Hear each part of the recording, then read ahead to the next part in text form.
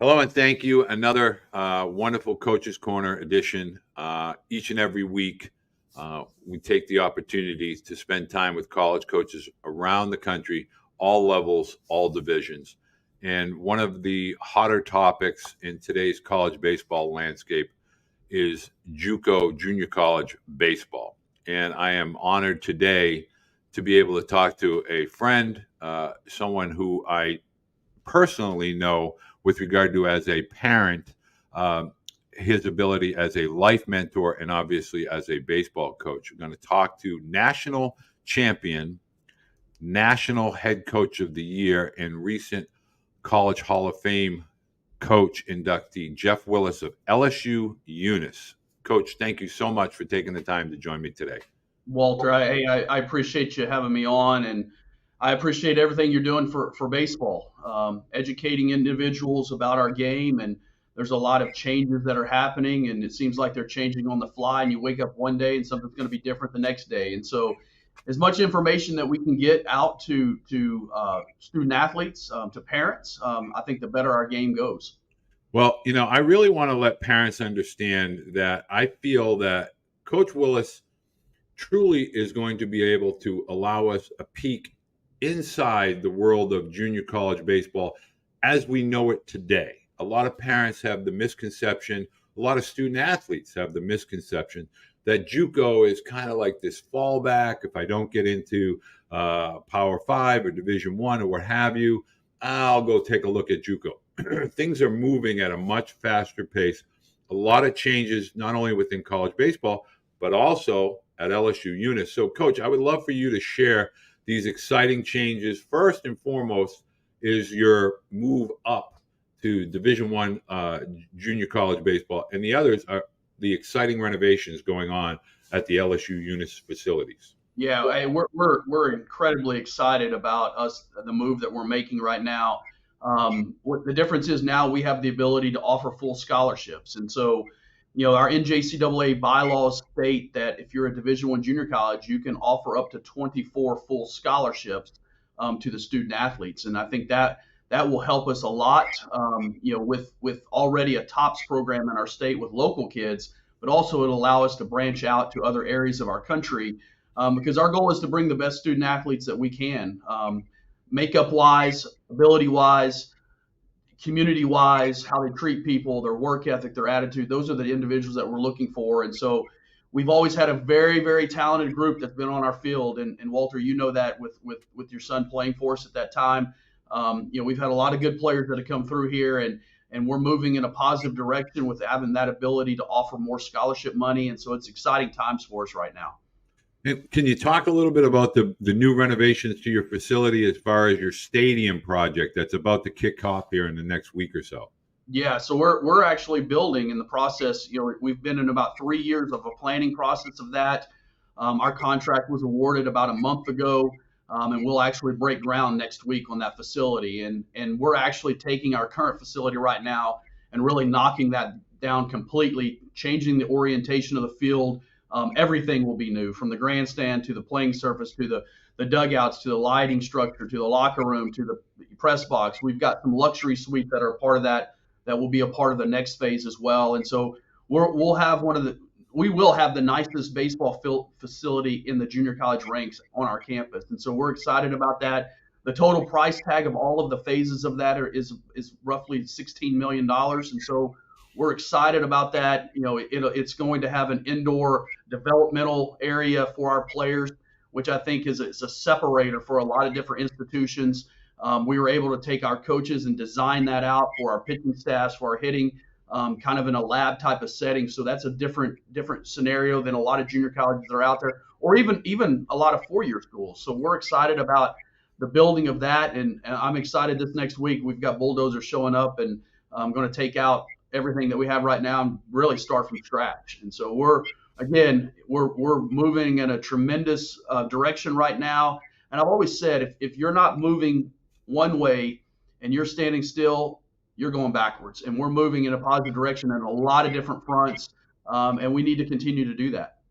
You're coming off of a national championship in 2024 And I think parents, student athletes, we're always looking at, moving forward. But let's take a brief look at your past. Can you talk a little bit about the quality and caliber of student athletes that have gone through the LSUE program and have gone on to SEC, professional baseball? I know several names, but I know you have a great list that you'd like to share with folks, because LSUE truly plays a vital role within all of college baseball, because you prepare these men on and off the diamond for their futures, both within college baseball and beyond. Yeah, what we go out and recruit, we're looking for several different things. We have to have talented players, that's a given. But we're also looking for individuals that have a blue collar mentality, that see the benefit of going to junior college and the developmental process that can happen there. There's a huge advantage by going to junior college. And my wife and I, we have two daughters.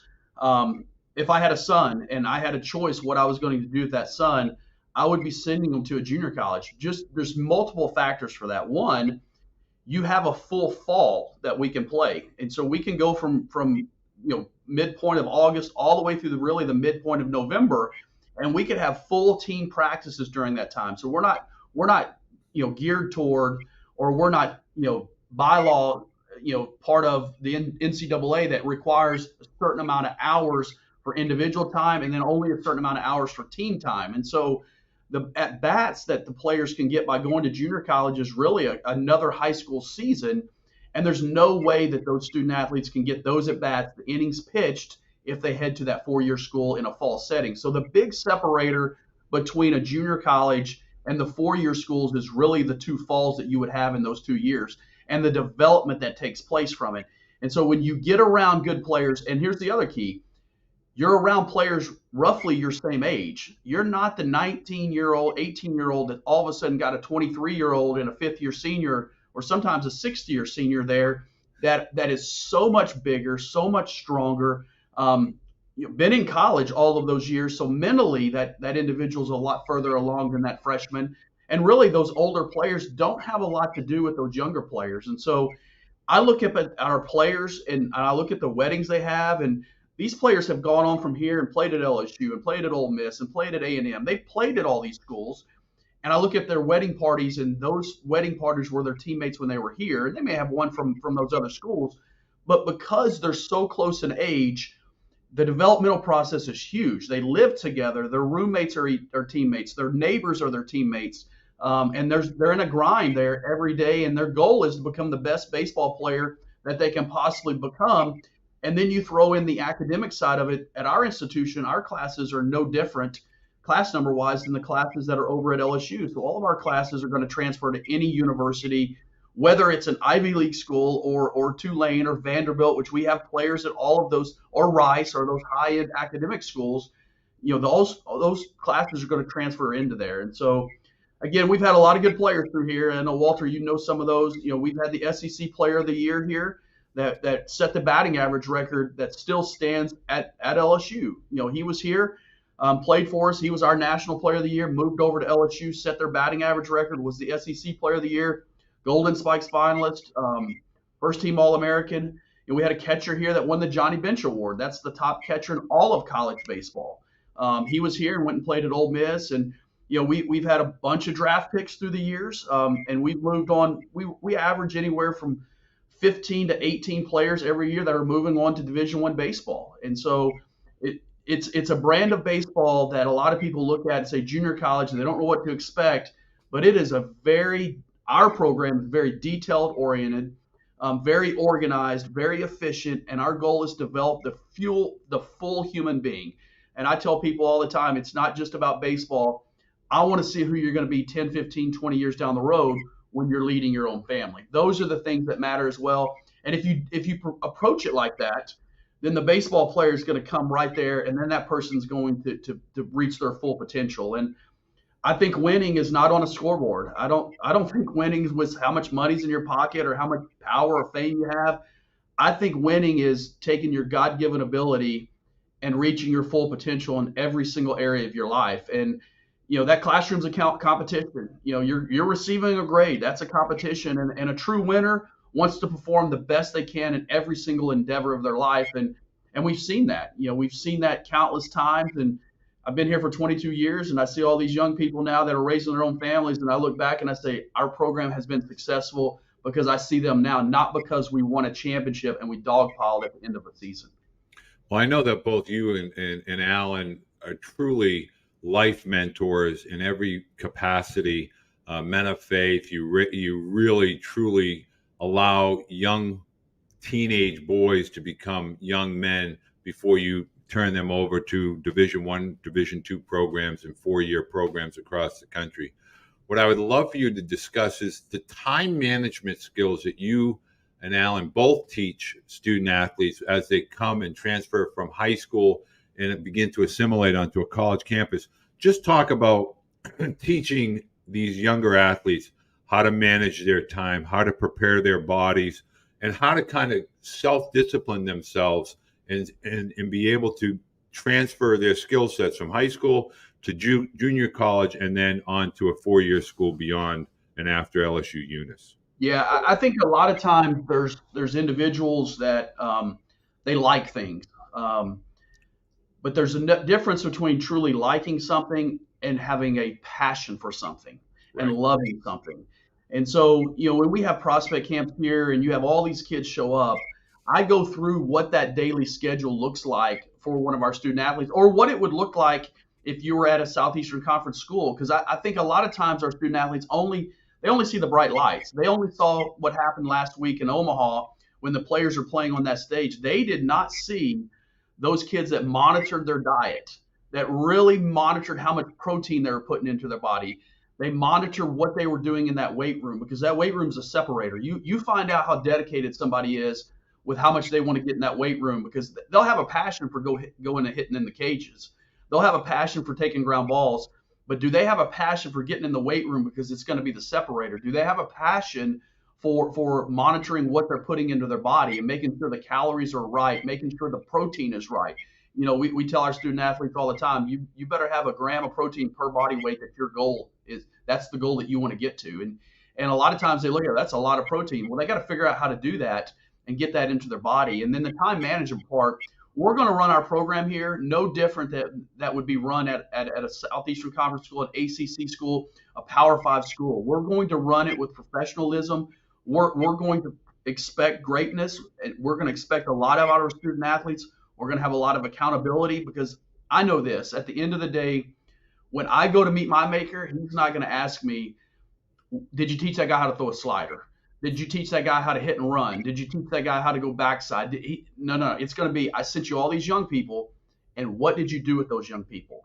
That's the question that's going to be posed to me and everybody out there. And hopefully, without a doubt, I'll be able to answer that with some clarity of, this is what happened. These are who these individuals are now. And so it's tough. A lot of times kids do not realize the grind of what it's going to take and what Tennessee accomplished, earlier in the week, and the grind that those student athletes went through that entire year, or A&M to be in that situation, or any team for that matter at a high level of college baseball.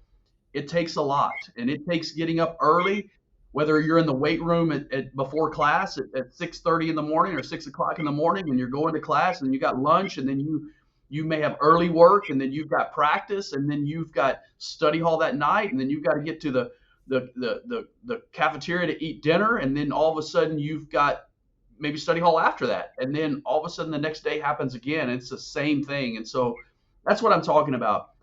There's a difference between liking something and then having a true love and a passion for it. And you've got to have a true love and a true passion for it, because it's a full-time job. And I think a lot of kids have been conditioned to this country club mentality with the baseball that they're playing sometimes. And there is some really quality programs out there that are doing travel baseball and summer baseball and fall baseball. Some really quality ones out there. There's some quality individuals out there doing lessons with kids, and are doing it for the right reasons. But I challenge kids nowadays to find the individual that if you show up late to that lesson, that they may tell you something like, that's not going to work. That's not going to work in college. That's not going to work in real life when you go to get a job 10 years from now. Or does that individual not really say anything because they didn't have to work 5 extra minutes there? And what I mean by country club is you have someone that's a member of a country club and they want some tennis lessons. And so they go to the tennis pro that's a part of the country club, and he or she is 25 years old and probably played Division I tennis, and they have a real job, but on the side they do these tennis lessons and $100 an hour, and all of a sudden the old lady that's 65 years old, maybe that's not old because we're getting old as well. So she shows up and she's 5-10 minutes late. Well, the tennis pro is not going to say anything, and he's not going to tell her, or she's going to tell her that you might need to hustle more, or you might need to work outside of this time that you're showing up here if you want to be the best tennis player that you can be, or you might need to lose some weight so you can move around quicker. Those conversations, it will all be self-esteem coaches. Great shot, good job, way to go. Nothing, basically what the person wants to hear, not what they need to hear. Because what's happening is if they tell them what they really know is the truth and what they need to hear, people don't like to hear that a lot of times. And they're scared that they're going to go down the block and take their money with them to go find somebody else that's going to tell them what they want to hear, not what they need to hear. And I think we got some of that going on. And so I challenge our student athletes, find someone that's not afraid to tell you some truth. That might get on you a little bit, because I can tell you when you get into college baseball and you get into a WE type of environment where schools, you see how much money is being spent at that Power 4 level now, and the contracts of coaches and the NIL stuff that's going to those student athletes. And if you don't perform with that kind of NIL money that you're getting, what do you think is going to happen with it? And so it becomes, you need this we mentality. If I'm a pitcher, I need that shortstop to make the play. I need that guy to get the 2-out hit for me, so that maybe overcome what my inning was the previous inning when I gave up a 2 spot because I walked a guy, hit a guy, and then they got a double in the gap and they scored 2 runs on me. And so this we mentality has to come to the forefront for those teams to win at a high level, to keep that entire enterprise going, because those Power 4 schools don't continue to bring in the revenue if they're not winning. They don't bring in the money that the NIL stuff. They don't bring in the money that's going to cost to run those programs. And they've got to win games. And the only way you're going to win games is if you have this we mentality where you care more about the person next to you than your own self. And so those are some things that at any level, if you're going to have a high level of production, whether it's a team, whether it's an organization, whether it's a company, whatever it is, you've got to have this we mentality, and you've got to have this team mentality. And I think a lot of times right now, everybody's in it to what I'm going to get out of it. Right. That's not, I don't think that's enjoyable. I think there's a lot of pressure that's put on people when it's all about yourself and what am I going to get out of it. When if you eliminate that thought process and you really look around and say, I want to be the best teammate I can be, and I want to support the person next to me and care more about their success than my own, the pressure goes off of you, because now you're doing what's right. You're caring more about someone else and you're selfless because of that. And guess what? Now you deserve to have something good happen to you. You deserve to succeed. You deserve to win. You deserve to have a lot of good things happen just because your mind is right and your high level of care is right is more for more individuals than yourself. You have absolutely encapsulated every single thing I try to tell parents is, once your student athlete becomes a very happy person for his teammates, good things will begin to happen for him. And I'm so glad that you were able to kind of illustrate that point. And what I would love for you to explain to both athletes and families is the margin of the difference between a starter and a reserve at LSU Eunice is really small. The margin of talent is not the only thing you're evaluating when you're out looking at a student athlete. Can you kind of share some examples of athletes, their expectations coming from high school or travel baseball is, hey, I've been a starter everywhere I go, therefore I'm probably going to start for you. What's the separators in your mind, or you and Alan combined, with regard to what gets a player between the lines? What are some of the differences that you feel physical maturation, mental maturation begin to take athletes to their highest levels and get them between the lines? I think a lot of it is what we kind of already mentioned with what's the thought process around the weight room. Are they going in the weight room and the reps that they're doing, are they just completing a set and it really wasn't a struggle for those last two reps, or all of a sudden it's a very hard struggle for those last two reps because they're trying to move as much weight as they can to be able to get as strong as they possibly can.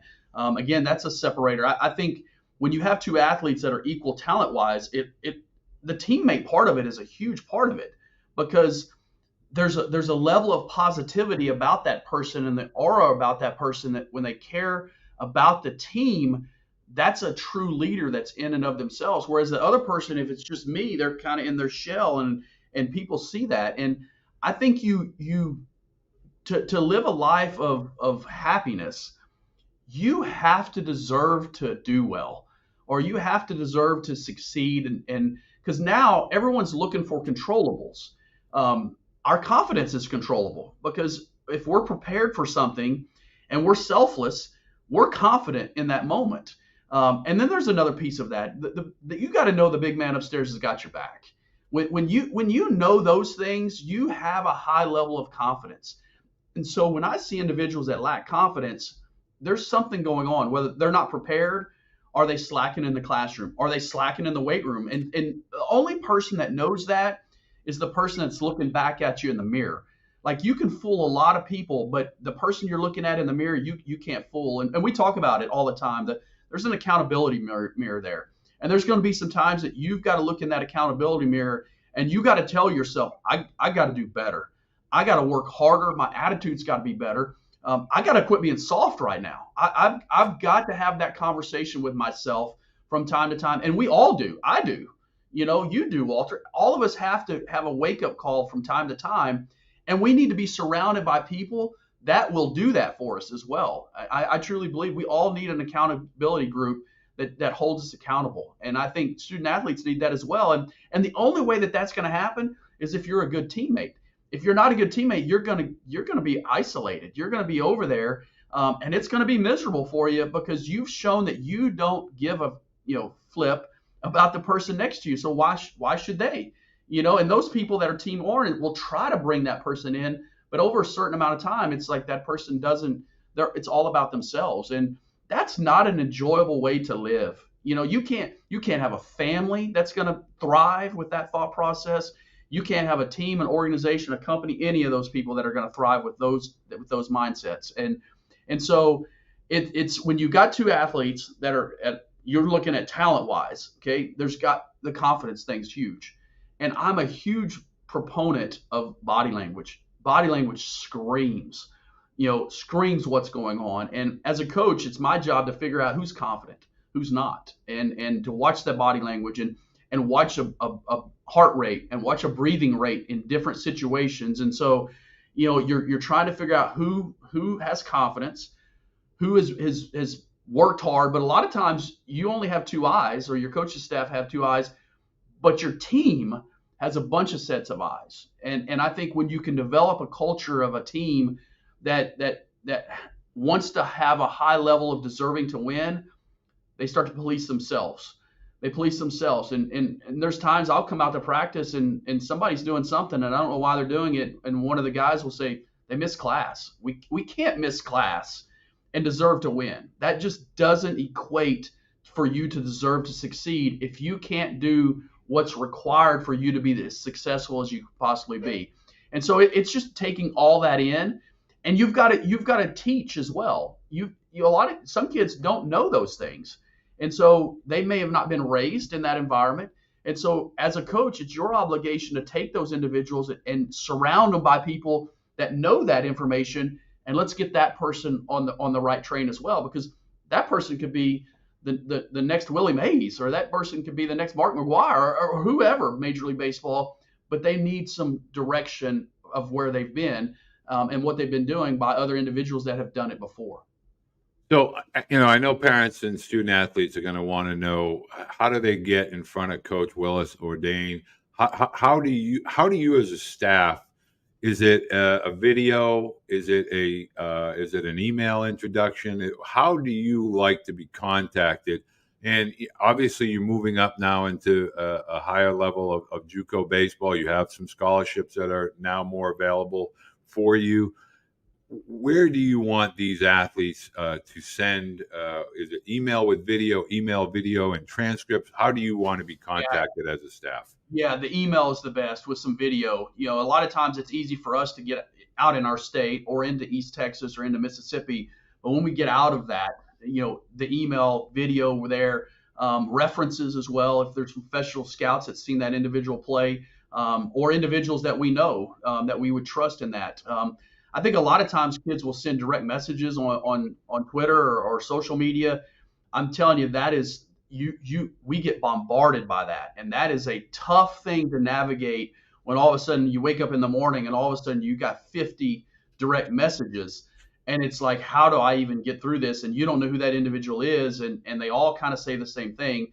I think the email, because you can attach some video through that, to be able to kind of let us decipher that. I know you can do that via Twitter, but you have a lot of you need what I take when I see something on Twitter. They come across something real quick, and because we're so in the moment and we want something right here and right now, boom, they'll send something really, really quick without really researching what is that school about and things of that nature. So the email, all of a sudden, you've got to sit down. You've got to take a little bit of time. I don't like to see emails that have been sent to 50 other people either. And then that email that is sent directly, that has some research about our program and what has been done, now it tells me that individual's serious about it. And then when you can show some metrics in there, I mean, the best thing where we're at right now is, especially with the pitchers, when you can all of a sudden show, velo's always been something, but when you can show spin rates and you can show vertical break, you can show some horizontal break, you can show some things like that, some metrics that you can gather off of TrackMan or Rapsodos, that helps a lot. Because I've seen guys that throw hard and those spin rates are not very good. So that fastball is really, really flat. And that ball's not moving very much. And so there's things in that regard that can get some people's attention. But again, it's got to be truthful, because again, we get stuff from time to time that the velos say this, and then when we start to research, or we get there ourselves to see it, we're 5-6 miles an hour off, and that's discouraging, because right away when you put something, it shouldn't be what your top velo was. You can put, hey, I've topped at this thing, but this is my range of my fastball in this. And we don't want to show up and all of a sudden that's 6-7 miles an hour off, because right then we're like, how do we trust this? This is the first correspondence we had, and this is not correct in this. And really, it needs to be in a game setting, because a lot of people can go onto a bullpen setting and it's way different. Or they go inside and they're throwing a bullpen setting and there's no hitter in that box. There's no umpire. There's no people in the stands that are going. And that person's just blowing it out then. And then you get them in a game setting and, it's a lot different there. Because now you really got to throw it over the 17 inches or the walkathon starts happening. And the spray and pray effect, that's what I call it. They just spraying it everywhere and praying it gets somewhere, somebody swings at it. Well, Jeff, I also want to tell parents, in the baseball blue book, you can look up LSU Eunice. Coach Willis will be in there. All the contact information for LSU Eunice. Go ahead and make sure you download the baseball blue book app, new and improved, in your Apple or Google Play Store, App Store. Jeff, thank you so much for taking the time. I am truly honored and excited for your future endeavor within Division I level of JUCO baseball. I know the stadium's going to be absolutely beautiful when it's completed. And, of course, anything and everything that I can ever do for you, please do not hesitate to reach out. Walter, I appreciate it. And the other thing, we're still recruiting. So, again, thanks for having me on today. I appreciate what you're doing. Appreciate your family as well. But thanks again.